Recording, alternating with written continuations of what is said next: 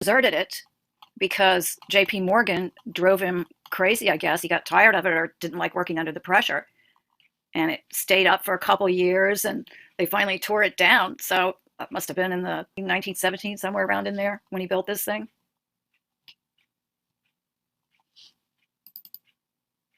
I have a deep conviction, he said, that highly intelligent beings exist on Mars. I believe they have reached a mechanical stage of civilization much more advanced than ours. However, it is quite likely that all racial distinctions and ideals have been extinguished there, and life has become simply a desperate struggle for existence. The population may have been reduced to a few highly specialized individuals. 22 years ago, while experimenting in Colorado with a wireless power plant, I obtained extraordinary experiments, evidence of the existence of life on Mars. That was in the last video that I did, where he heard a series of taps while he was up there with this device.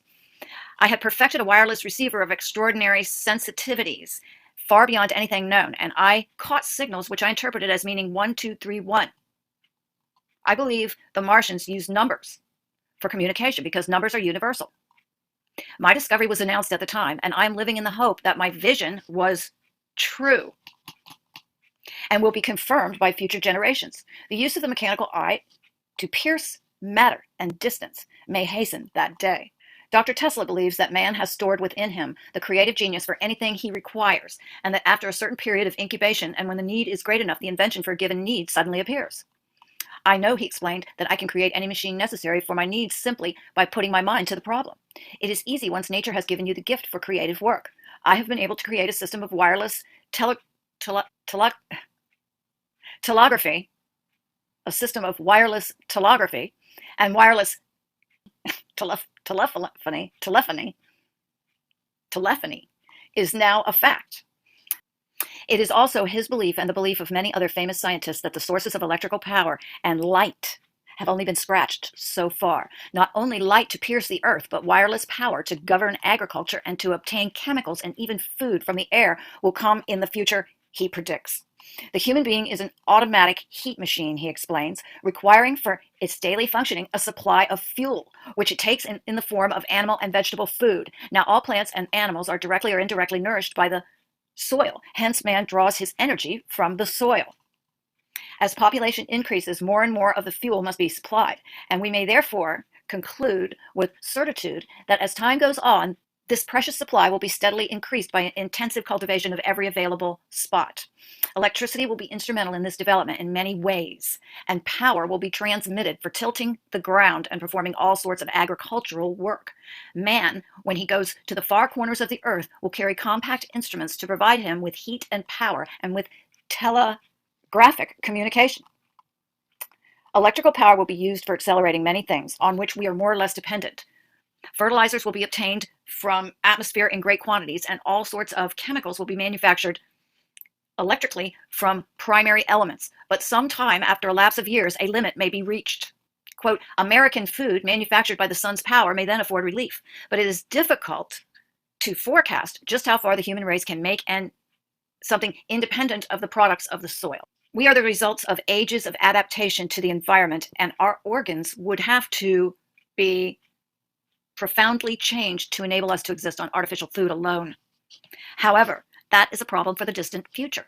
At present, man has enough to do, nature's mysteries, so he can transmit power by something and communicate swiftly.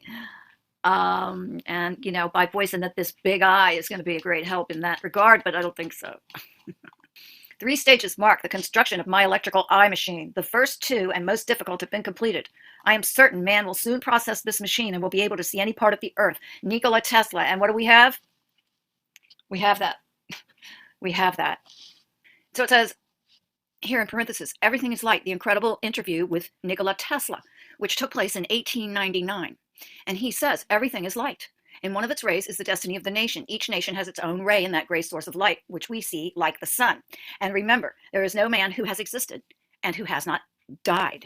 So that was the entire quote. But to me, this everything is light part is so true. In drawing or in art, what you're really doing is documenting the way the light is falling over the object. Without the light, you don't see anything.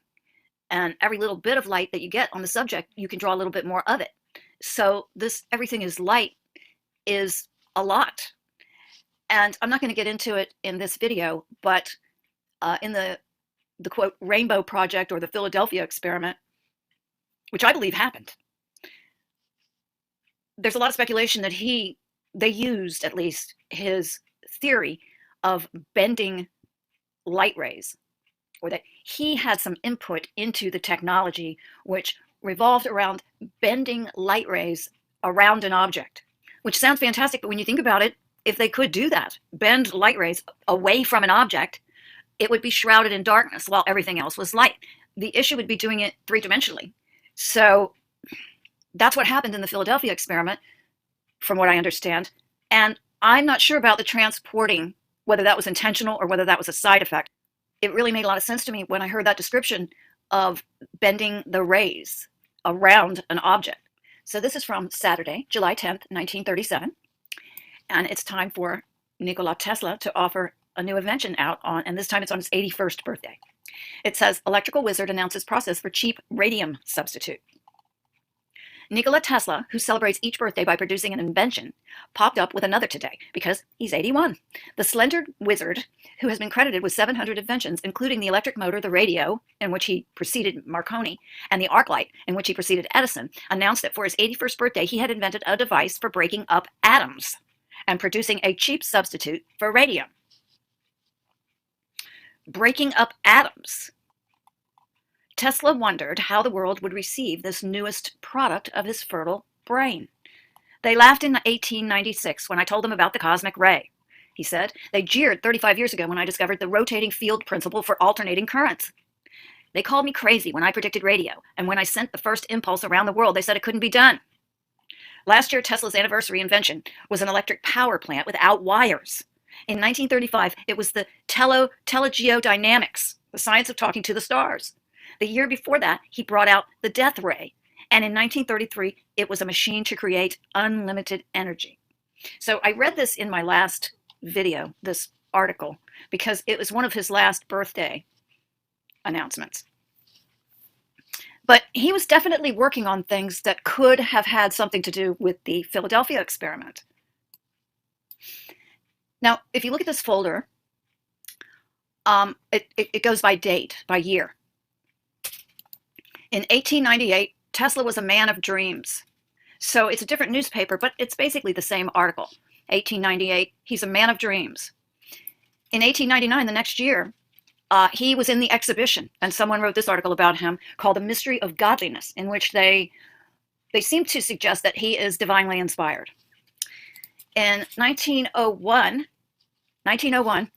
he's talking to people on Mars. In 1909, he invents the Tesla wireless communication. In 1923, that's when he invents his big giant eye. So he can watch way before Google, way before Mark Zuckerberg or Eric Schmidt. Tesla could have had a giant eye looking at all of us, but something happened. And the project, well, who knows? Maybe they took the project away from him and continued it elsewhere. We just don't know. It just got abandoned mysteriously. Now, in 1931, 8 years later, they're calling him once noted birthday prophecy. The once noted Nikola Tesla in 1931. Come here. Come on, get in the bed. There you go. Again, 1931. He's toiling for a new power source. Now, this one has a photograph of him. In 1932, he says he's got a huge announcement. It's going to change the world. And there's an article about him. There's also an interesting article about Nazi riots. I'm not going to read it now, but this was during the time. It's 1932. He's breaking up atoms in 1937. And in 1937, he celebrates his 81st birthday with his new invention, cheap radium, and breaking up atoms. And he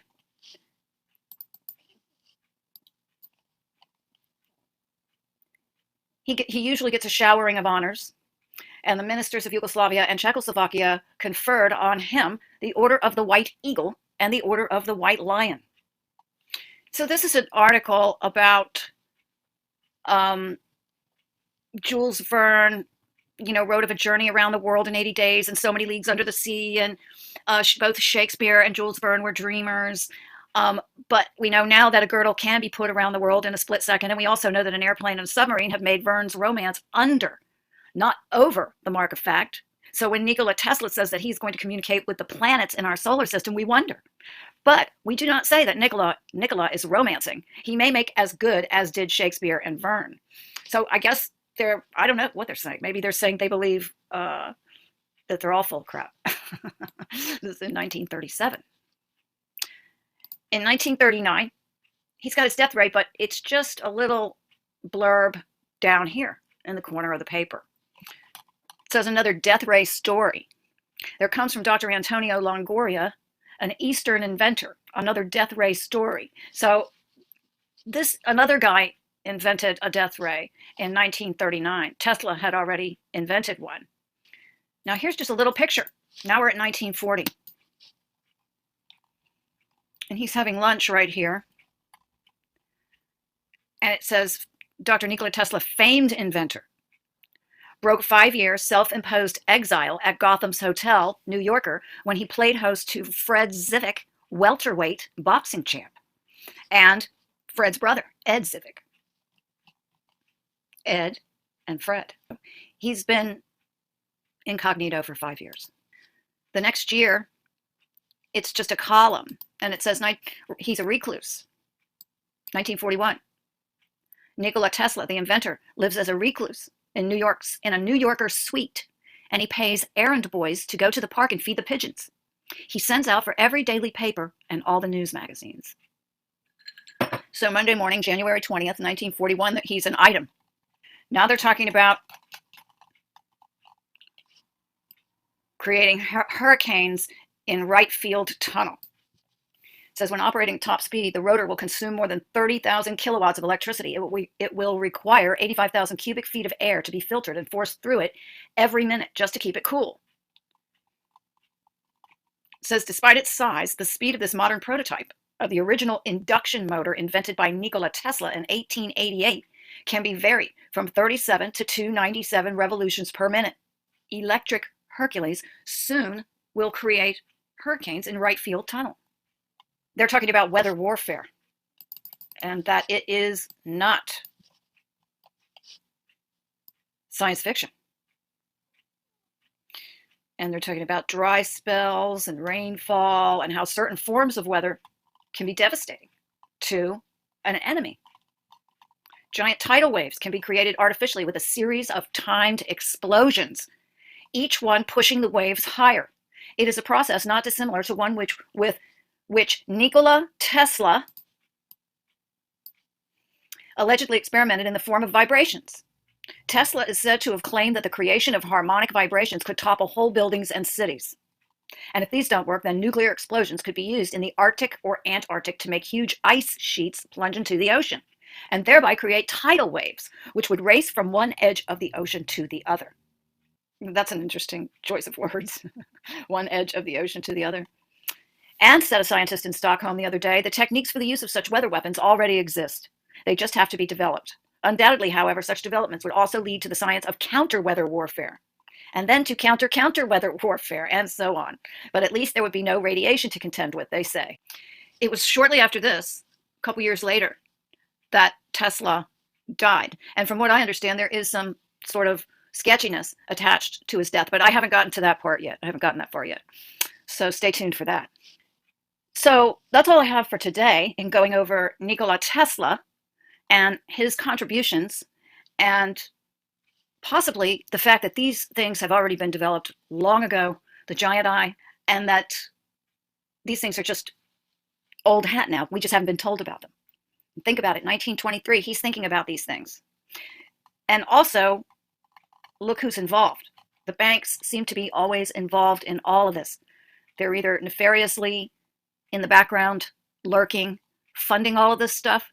So whatever happened to the giant eye? What happened to that technology? What happened to all the things they stole, the FBI stole? So stay tuned for more on Nikola Tesla.